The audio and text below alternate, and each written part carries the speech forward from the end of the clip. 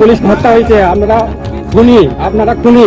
আমি কত কথা বলতাম বিরোধী দল থেকে, আপনি তো মনে আছে না? তো বলতেন না? আপনি কাটিস না। আপনি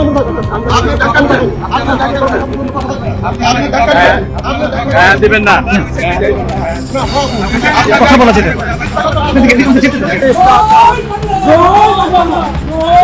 এই ভিডিওটা সারা বিশ্বের মানুষ দেখেছে, আপনারাও নিশ্চয়ই দেখেছেন। চাঁদপুরের হাইমচরে আওয়ামী লীগের বিরুদ্ধে মামলা তুলে না নেয় বৈষম্য বিরোধী ছাত্র আন্দোলনের প্রধান সমন্বয়ক আহসান হাবিবকে কুপিয়ে আহত করেছে দুর্বৃত্তরা। এই খবরটিও তো দেখেছিলেন, মনে আছে কি?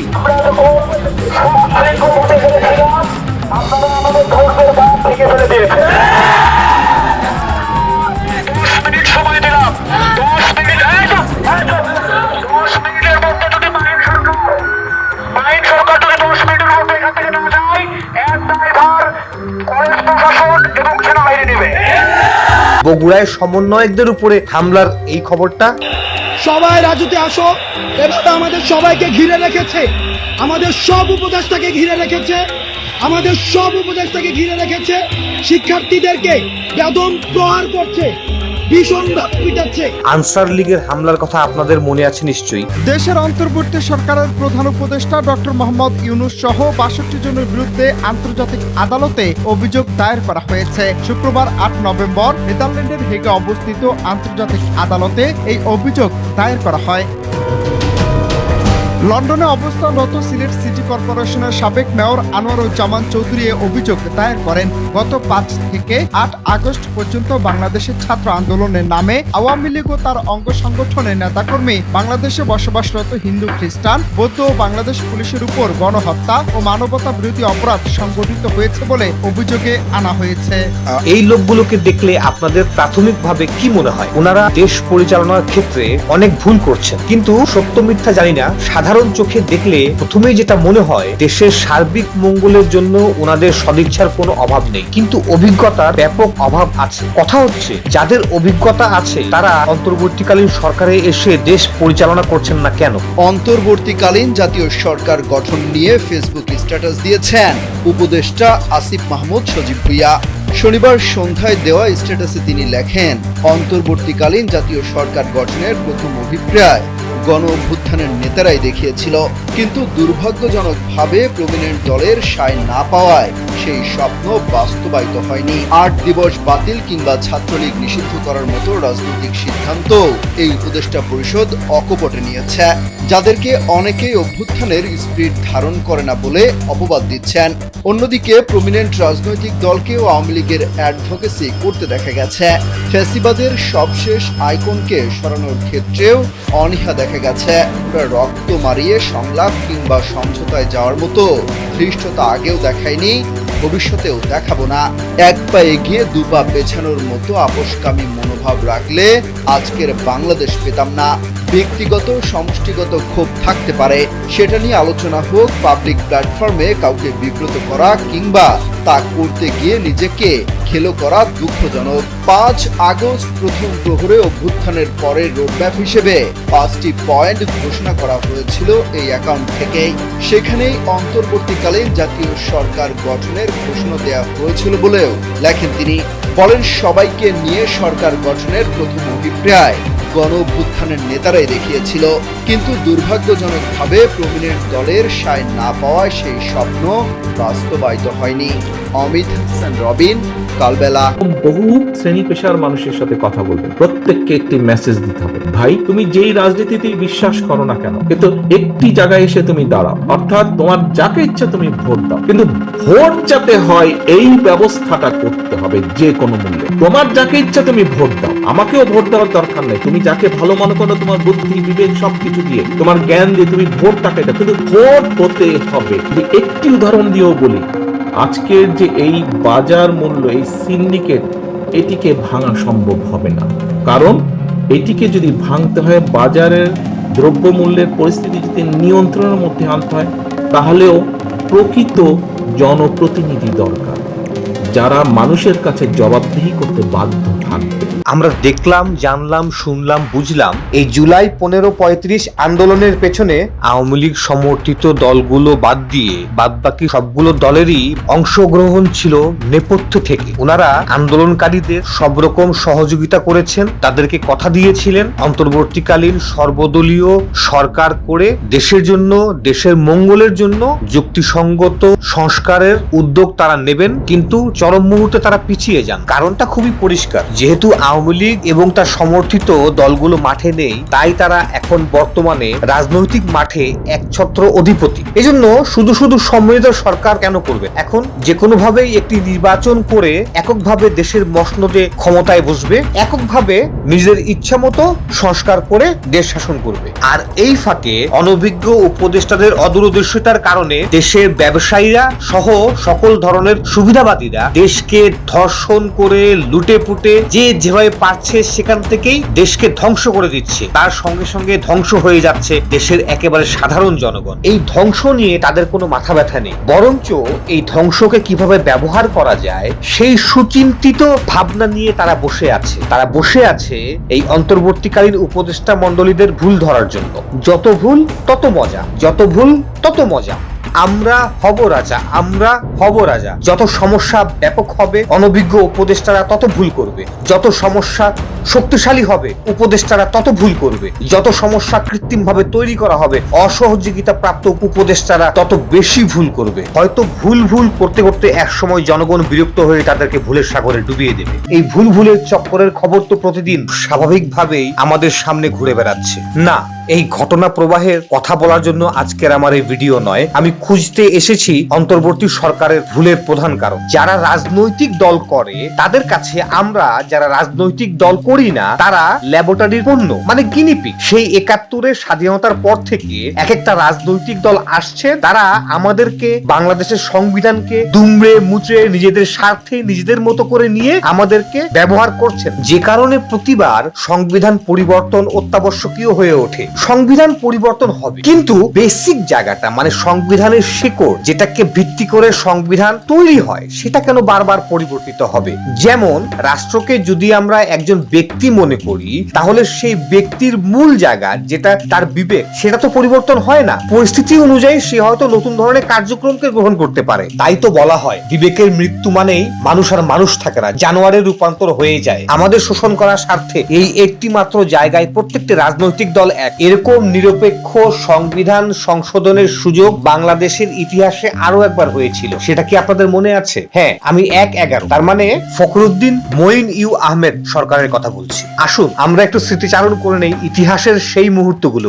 2007 সালের 22 জুন দেশে নবম জাতীয় সংসদ নির্বাচন হওয়ার কথা থাকলেও নির্বাচনের আগ মুহূর্তে আওয়ামী লীগ নির্বাচনে না যাওয়ার সিদ্ধান্ত নেয় এবং একযোগে তাদের সব প্রার্থীর মনোনয়নপত্র প্রত্যাহার করে নেয়। তারও আগে থেকে বিচারপতিদের অবসরের বয়স বৃদ্ধির তীব্র বিরোধিতা করে আওয়ামী লীগ লগি বৈঠা আন্দোলন নামক বিক্ষোভ শুরু করেছিল।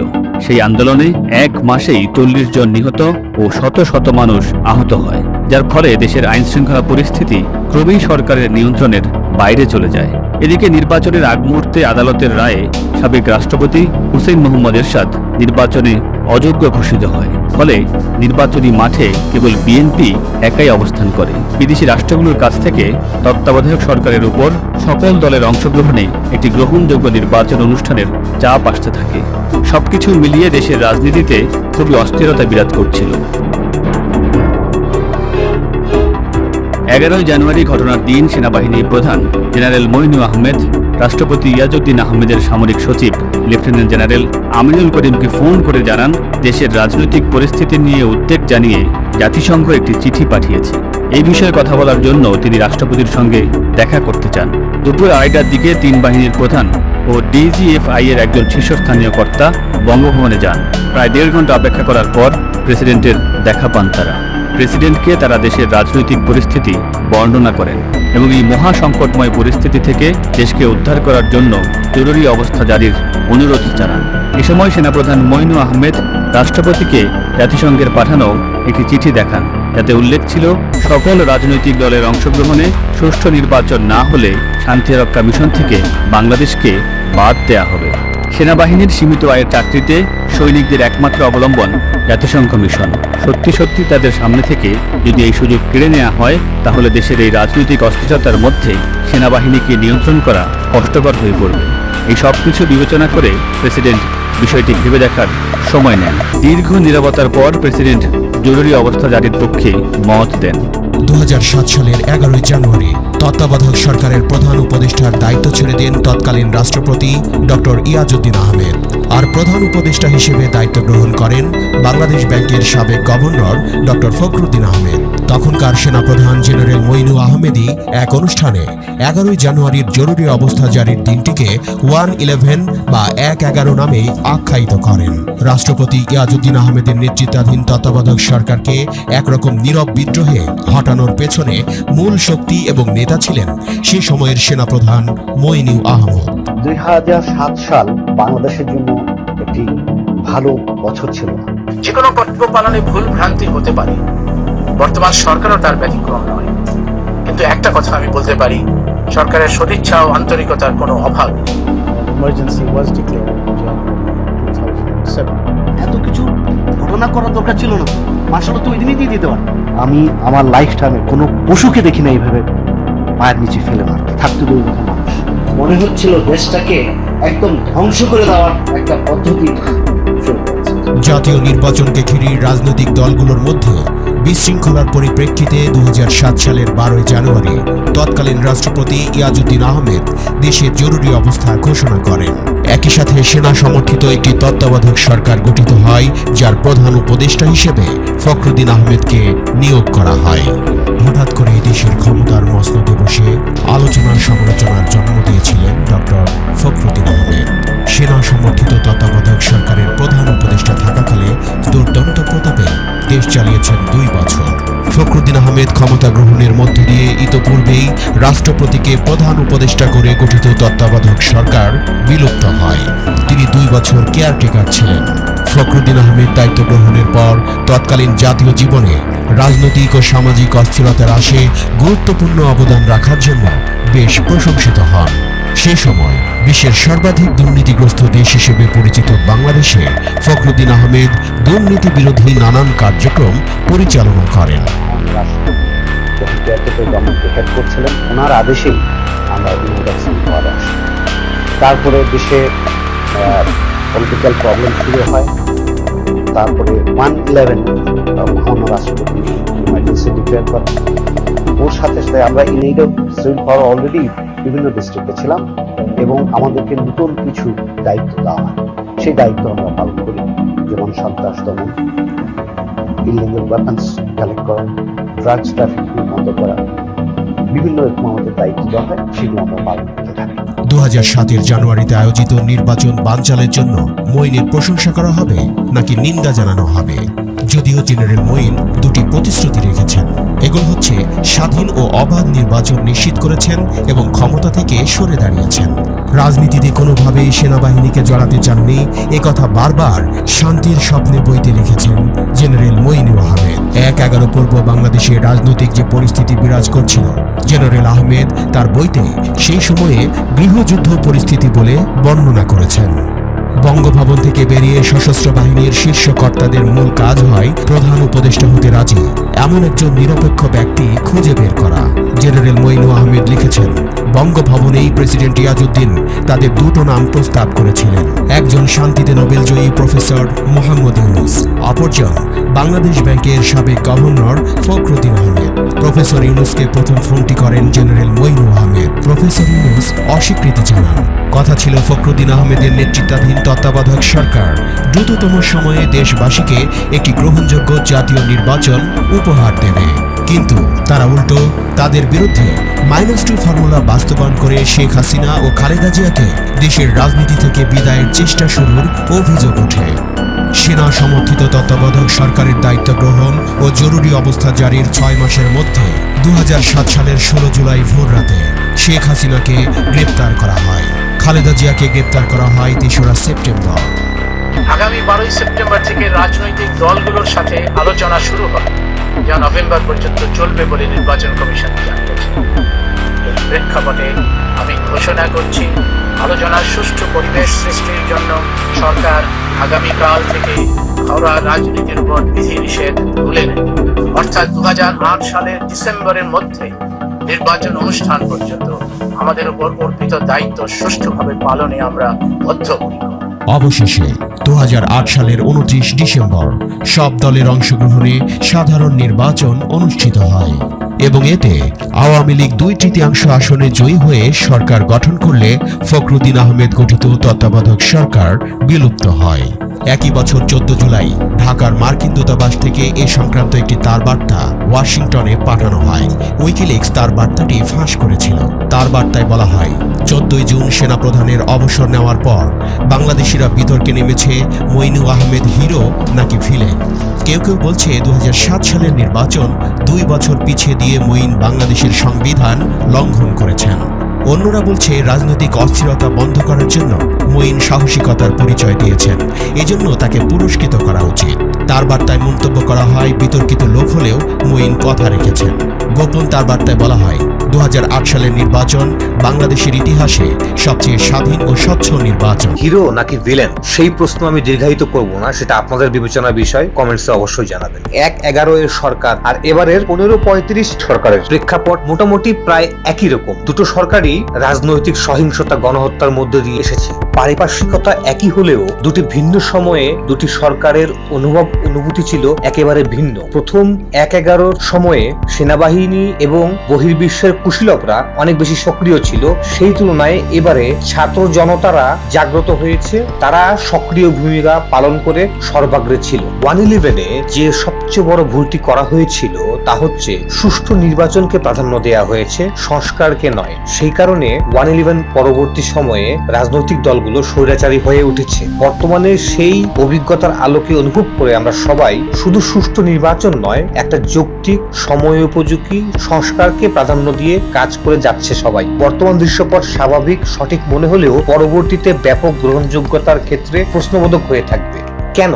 অনেকগুলো কারণের মধ্যে মুখ্য কারণ হচ্ছে সংবিধান মতে উপদেষ্টা পদটি সহজ সরল ভাষায় বলতে গেলে দারোয়ানের একটি পোস্ট, যে পোস্টের কাজ হচ্ছে অরাজনৈতিক ব্যক্তিরা খুব যত্ন নিয়ে সতর্কভাবে কোন রকম রাজনৈতিক চাপবিহীন একটি সুষ্ঠু নির্বাচন করে পরবর্তী সরকারের কাছে ক্ষমতা হস্তান্তর করা, যেটা হয়েছিল 1/11-এর সময়। এখন স্বাভাবিকভাবে প্রশ্ন আসবে যে আমরা তো আর সেই ভুলটা করছি না যেটা 1/11-এর সময় হয়েছিল। এখন সংবিধান সংস্কার করছেন আমাদের উপদেষ্টারা, সেই প্রক্রিয়াতে আছেন, সামনে হয়তো তারা সংবিধান সংস্কার করবেন। তাহলে সমস্যাটা কোথায়? সমস্যাটা পদবিতে। উপদেষ্টারা যতই সময়োপযোগী যৌক্তিক সংস্কার পরিবর্তন আনেন না কেন, সেটা পরবর্তী নির্বাচিত সরকার যে কোনো মুহূর্তে একটি সংশোধনের মাধ্যমেই বাতিল করে দিতে পারেন। কারণ আপনি একটু গভীরভাবে চিন্তা করলেই বুঝতে পারবেন উপদেষ্টা মানে কি। মানে যিনি উপদেশ দিবেন, ওনার উপদেশ আপনি গ্রহণ করবেন কিনা সেটা তো আপনার ব্যাপার। ইচ্ছা করলে আপনি গ্রহণ করতেও পারেন, না করতে পারেন। আপনি হয়তো সংস্কার করলেন, সংশোধনী আনলেন, এটা করলেন, ওটা করলেন, কিন্তু পরবর্তী গভর্নমেন্ট বললো যে না, আমি ওনার উপদেশ রাখবো না, তাহলে সব শেষ। অবশ্য সংবিধান মতে যে কোনো নির্বাচিত সরকার সংসদের বেশিরভাগ ভোট পেলে যে কোনো আইন সংশোধন করার ক্ষমতা রাখেন। এই প্রক্রিয়ায় আওয়ামী লীগ সংসদের বেশিরভাগ ভোট অর্জন করে সংবিধানকে ধর্ষণ করে সমস্ত জনগণকে প্রজা বানিয়ে নিজেরা রাজা হয়ে স্বৈরাচারী শাসন কায়েম করে। আর এজন্যই বর্তমান রাজনৈতিক দলগুলো, বিশেষ করে বিএনপি, বর্তমান অন্তর্বর্তীকালীন সরকারকে ব্যাপকভাবে চাপ দিচ্ছে নির্বাচন করার জন্য। আরেক বয়ান, এই বয়ানের অর্থ হচ্ছে বাংলাদেশে কবে নির্বাচন হবে এই বয়ানের মধ্যে নাই। বাংলাদেশের জনগণ কবে ভোট দিয়ে সরকার নির্বাচিত করবে সেই বয়ান নাই। বাংলাদেশের মানুষের গণতান্ত্রিক অধিকার ফিরে পেয়ে একটি গণতান্ত্রিক দেশ হবে সেই বয়ান নাই। বয়ান হচ্ছে সংস্কারের বয়ান। আর এই সংস্কার আমাদের আগে আপনারা দিয়েছেন। 6 বছর আগে দেশের বেগম খালেদা জিয়া বিশাল প্রতিপত্তির মাধ্যমে সংস্কারের কথা বলেছি। কারণ আমরা জনগণের পক্ষ সেগুলো আমরা সুযোগ দিয়েছি। সেই কটি সংস্কার জাতীয় ঐক্যমতের পরিপ্রেক্ষিতে হবে, সেগুলো সংস্কার করে দেব। তারপরে নির্বাচনের দিকে এগিয়ে যান এবং এই সংস্কারে আপনার ঐক্যমত হবে না, সেটা বাংলাদেশের মানুষ সিদ্ধান্ত নেবে আগামী দিনে। নির্বাচনের মাধ্যমে যে সংসদ হবে তারা সিদ্ধান্ত নেবে, সরকার সিদ্ধান্ত নেবে।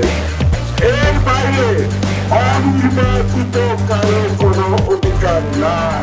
তাহলে আমরা দেখলাম, জানলাম, সুষ্ঠু বা চক্রান্তমূলক যে কোনোভাবেই যে কোনো নির্বাচনের মাধ্যমেই যে কোনো রাজনৈতিক দল যে কোনোভাবে ক্ষমতায় অধীন হলে যৌক্তিক, ভালো, সময় উপযোগী যে কোনো সংস্কার, আইন, নিয়মকে তারা বাতিল করে দেওয়ার ক্ষমতা রাখে। আমরা জানি যে বর্তমান অন্তর্বর্তীকালীন উপদেষ্টা মণ্ডলীর সদস্যরা সহ বৈষম্য বিরোধী ছাত্র আন্দোলনের প্রথম কাতারের নেতা নেত্রীরা এক বৃহৎ শক্তির ব্যক্তিগত শত্রুতে পরিণত হয়েছে। আগামী নির্বাচনে যে কোনো রাজনৈতিক দল ক্ষমতায় আসুক না কেন, এই উপদেষ্টা মণ্ডলী সহ এই ছাত্রছাত্রীরা ক্ষমতা হারাবে। তখন তাদের ব্যক্তিগত শত্রু রূপে সেই বৃহৎ শক্তি এদেরকে তো হত্যা করবেই, তাদের বংশেরও কোনো চিহ্ন রাখবে না, এবং তখন যে রাজনৈতিক দল ক্ষমতায় থাকবে সেও এদেরকে রক্ষা করার জন্য এগিয়ে আসবে না। তারাই বেঁচে যাবে যারা চালাকি করে চলমান রাজনৈতিক দলের সঙ্গে মিশে যাবে, বেইমানি করতে পারবে দেশ, জাতি, নিজের বিবেকের সঙ্গে। গণ অভ্যুত্থানের অর্জনকে ভুল পথে প্রবাহিত করতে বৃহৎ রাজনৈতিক দলগুলো ব্যাপকভাবে সচেষ্ট থাকবে, কারণ দেশ গঠনের সত্যিকারের সংস্কার যদি তৈরি করে ফেলা যায় তাহলে তথাকথিত রাজনৈতিক নেতাদের ব্যাপক সমস্যার সৃষ্টি হবে। এজন্যই এই সংস্কার তারা হতে দেবে না। সংস্কারকে বাধা প্রদানের জন্য তারা সরাসরি কিছু বলবে না, কিন্তু বিভিন্ন রকম চক্রান্তের মধ্যে দিয়ে তারা এগিয়ে যাবে, যার প্রথমে তারা আন্দোলনকারীদের মধ্যে বিভ্রান্ত সৃষ্টি করবে, আন্দোলনকারীদের নিজেদের মধ্যে বিভাজন তৈরি করবে, যেন নির্বাচন পরবর্তী তারা ক্ষমতায় বসার পরে আবার আন্দোলন শক্তিশালী হয়ে উঠতে না পারে। এই জন্যই অনেককে যেভাবেই হোক নিজেদের দলে ভেড়ানোর চেষ্টা করবে। গণমানুষের কাছ থেকে গণ অভ্যুত্থানের ব্যাপকতা ঘুরিয়ে দেওয়ার জন্য গণ অভ্যুত্থানের নেতৃত্ব, পরিকল্পনা, অংশগ্রহণ তাদের দিকে ঘুরিয়ে দিবে। বর্তমানে বাংলাদেশে অবস্থিত রাজনৈতিক দলের নেতা কর্মীদের আচরণ, কথাবার্তা দেখলে এটা সহজেই অনুমান করা যায়।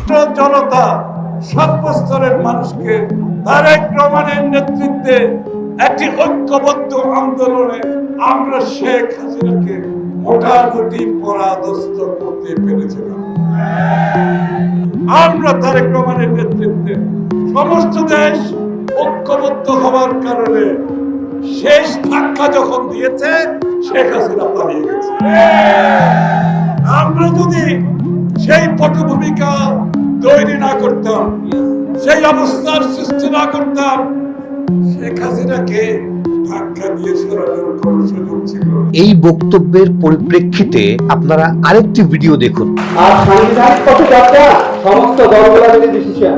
আরেকটু বলি, হাসনাত, সার্জিস, তাদের বন্ধু যারা নাহিদ, আসিফ, 5 তারিখের আলোচনা যখন হয় তাদের সাথে আলোচনা হয়েছে। অন্য রুমে আমি আর অধ্যাপক তানজিমুদ্দিন বসেছিলাম, আমরা এই আলোচনা ছিলাম না 5 তারিখ রাতে, সরি 7 তারিখ রাতে, 6 তারিখ রাতে। 6 তারিখ রাতে আলোচনার সময় আমি, অধ্যাপক তানজিমুদ্দিন এবং সার্জিস ছিলাম, আমরা 4 জন, ওরা আলাদা ছিল, আমরা আলোচনা ছিলাম না। এই যে ও সার্জিস, আমি তাকে সাক্ষী আছে, বক্তব্য সাক্ষী, আর তাকে আমরা আলাদা করছিলাম, আমরা ছিলাম না। 7 তারিখ এই যে ওরা সবাই মিলে, এগুলো হচ্ছে ছিল না, সব ছিল না। নাহিদ, আসিফ, মাহফুজ, নাসির সবাই আমার পাশে রাখবে, আপনার এটা বলবো ঠিক করতেছে যে উপদেষ্টা হবে, আমার বিলকুল আপনি হবেন দেখে আমার সামনে কি বলো, লজ্জা লাগে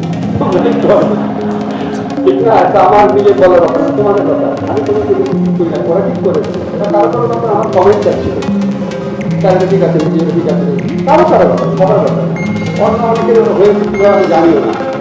এই যে পুরা আলোচনা প্রক্রিয়া, এতগুলো বর্ণনা করলাম, কেউ তো তখন বলে নাই যে আমরা কেন শপথ দিব, সাংবিধানিক পথে যাবো, চলেন কি পুরী সরকার গঠন করি। কেউ তো বলে নাই পুরো আলোচনা প্রক্রিয়াতে এতগুলো রাজনৈতিক দল, এতগুলো ছাত্র ছিল। তাহলে আমরা কি বুঝলাম? সকল দলের সম্মতিক্রমে গণ অভ্যুত্থানের অদূরদর্শী, অনভিজ্ঞ ছাত্র নেতারা একটি দেশ পরিচালনার জন্য সরকার প্রধানদের কমিটি নির্ধারণ করেছে। শুনে মনে হলো কোনো অজপড়া গায়ের হাডুডু খেলার কমিটি নির্ধারণ করা হলো। তার উপর আবার সেই উপদেষ্টা কমিটির সদস্যরাও দেশ পরিচালনার ক্ষেত্রে অনভিজ্ঞ। এখন যদি এই উপদেষ্টারা ফেল করে তাহলে এ দায়ভার কার? সারা বাংলাদেশের সাধারণ মানুষ খুবই কষ্টে আছে। এ দায়ভার কার?